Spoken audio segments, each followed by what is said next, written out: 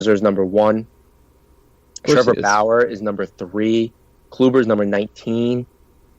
So Clevenger's number 9. So these big teams, Houston, and Garrett Cole's number 7. So Houston has 3 guys in the top 7 for pitches thrown. Severino's in there, Bauer's in there, and Kluber's 19 on the outside looking in. So my point is that these guys pitchers are in good shape. Our pitchers are in good shape, and Bauer's on the DL. Severino has not looked the same, and Clevenger has not been as good as he was in the first half. So some of these guys are feeling the effects of the pitches and the innings thrown, where our guys don't seem to be. And I'm really happy where Sale is 36. He's tied around with Hendricks, Tyson Ross, Charlie Morton, Mike Leake. So the fact that he's in that territory is really good for the Red Sox. Well, the Red Sox are going to have the luxury of skipping starts anyway, and I'd be surprised if Cleveland didn't as well with the lead that they have. So you might see that. And Bauer, he's going to be rested because I don't even know if they have a timetable on him. And it's interesting. That's a legit injury, though, with his leg. And David Price is 54 on that list as well. So another guy that hasn't thrown as many pitches as some of his other counterparts. It's interesting, though, that Houston is, 3 of them or whatever are up in the top 10, top 15 because Alex Cora. The bullpen's so bad. Alex Cora comes from that team, and he's preached rest all year long and kind of, talked about how they did it last year. So it's interesting to me that they're among the most taxed starting pitchers, but they are in a pretty suddenly heated division race. So yeah, and their bullpen's so bad, like Austin just said, where they almost don't have a choice. Where if a guy's in the 5th inning with 90 pitches, but it's a 1-0 game, you almost got to keep him in there because you don't trust who you have. And yeah, 3 guys in the top 7 for pitches thrown. So that's a lot. And innings-wise, it doesn't even matter at this point. It's more pitches, I guess, but because of the innings. But yeah, it's an interesting stat to look at. And a guy like DeGrom is at 14, which for his numbers this year is unbelievable. The fact that he's 14 in the MLB and numbers of pitches thrown. ERA is down to 1.71 after that complete game. Yep. Did he pitch tonight? Was he the Sunday night? No, I don't think he pitched tonight. Oh, okay. I think that was yesterday. They're playing at some Little League field. Did you guys see that? Yeah, they're playing at Williamsport. It's the only place where the Mets win. Yeah, it's the where the Little League World Series is. Yeah, Mets Phillies. I just thought that was really interesting. Yeah. I'm just trying to. Houston their bullpen was number 2, and it was a while ago, but I was really surprised about that. I'm pulling it up right now to see where their bullpen ranks. Because here's the thing, all their early guys, right, were really, really bad. And as of late, Davinsky's kind of turned it around. You get the guy like Osuna, who's actually struggled. Doesn't hurt my feelings to see, by the way, that Osuna's Nah, I don't feel bad for that. No, I don't feel bad for that organization. I don't feel bad for him. But you had a liability like Ken Giles. You have, a guy who at one point this year I saw Astro fans calling an abomination, and Tony Sipp. There's not a guy in that bullpen that I would trust, probably besides Brad Peacock and Colin McHugh with a game. Well, here's the highly contradictory stat. Their bullpen has the lowest ERA in Major League Baseball. 3.07. Actually, let me see if I can. How about, is that since the All-Star? No. It blows my mind that Keuchel has that many innings. Yeah. I feel like he's missed starts throughout the year. Like, they've talked so much shit about him, and he's finally turned it around in the past month. The Red Sox have the second best bullpen, but it's quite a distance behind the Astros. That doesn't surprise me either. Yeah. Oh, actually, wait a minute. That's not. I just lost it. Also, in league, Jackie Bradley Jr. is the 7th best hitting center fielder, average-wise. Yeah, I just actually... Out of what, 15?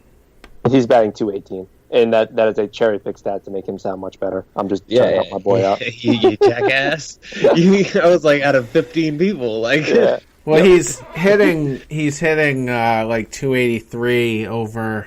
I don't know if it's since the All-Star break or not, but a healthy sample size. He's hitting fairly well. I kind of misspoke. The Red Sox are the number 5 bullpen right now, but yeah, it's really good for this Red Sox team. And yeah, in the last 30 games, JBJ is batting 252, which is nice. So yeah, I need my boy to get back above 300. He's making me uncomfortable.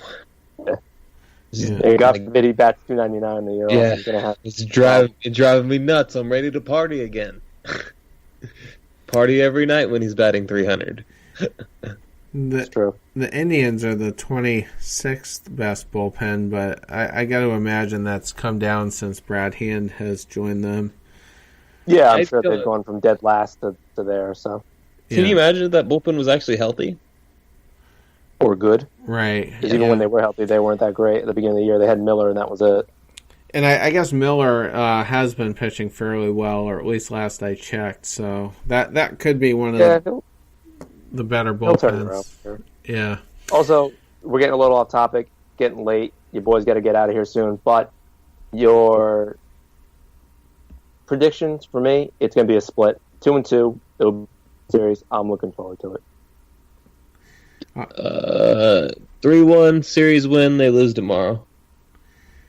I agree with David. I'm gonna say split. I'm just a shining light of positivity on this damn podcast. I will say though, if we win tomorrow, there's a good chance we do take 3 because I do think Price wins, and then if we just pick up one more between Eovaldi and BJ, there you go. That's 3. There's a possibility that Eovaldi could just explode though. Yeah, let's. We get either good Nathan or bad Nathan. I think the Johnson game is going to be a bloodbath. So you say that every Johnson. It's going to happen this time. Happen, right? It's going to happen. It's happening this time. It's a safe bet. You used to say it with the Price starts too. And once again, I'm not going to be mad when it happens to Brian Johnson. If he gets shelled for 15 runs in 1 inning, I'm going to come on this podcast next week and I'm going to say, I love Brian Johnson, what he's done this year. You know what? He deserves that because he's been nailed. And the Red Sox... I'm going to let you guys close off the rest of this podcast. I got to get out of here. I will talk to you guys soon. I will see you guys all later. Have a good one, Dave. In the lineup, though, I just can't... We can't hit good pitching. Like, we could get swept. If anybody's getting swept, it's going to be us. I know that much. That's what I was thinking, too. Like, every single pitcher that we are throwing has a possibility of blowing up, basically. Right. Like, we could get Bad Rick tomorrow. We've all seen what happens when we have Bad Rick. Yeah, exactly. It's just nice to have a meaningful series, though, again. Oh, yes.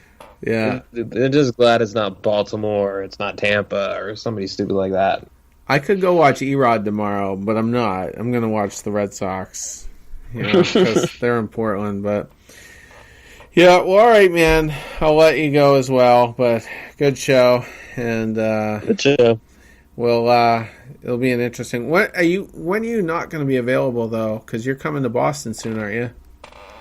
I'm probably coming to Boston the Baltimore series, like the very, very last Baltimore series, right before the Yankee series. Is that next month then? Yeah, it's after. It's after you're not available, so. Okay. All right. I thought I could still probably do shows then, so. Okay. Yeah, well, no big deal. I just thought it was more imminent than that, but. Nah. All right. Okay, well, whatever. Let's see. Thursday show. It's a 4-game set, so yeah, Thursday. It'll be an interesting one anyway. Yes, sir. Yeah. All right, man. Have a good night. You too. Episode 73 of the Avid Boston Podcast in the books. Going to be a big test, not just for the Red Sox, but for Alex Cora. I mean, Francona could just kind of pull the wool over his eyes and have an epic series, or maybe he just won't show his cards, Francona. So, who really knows? But I'm like I just said a minute ago, I'm just glad we have a meaningful series again. So have a Good evening, everyone, and we'll be back Thursday evening.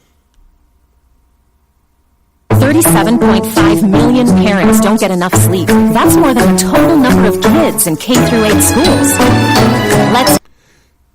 Sorry about that. As I was saying in the intro, that YouTube is just the basic one, so it has ads. So I'm just going to close out the show right now. Have a good night, everyone.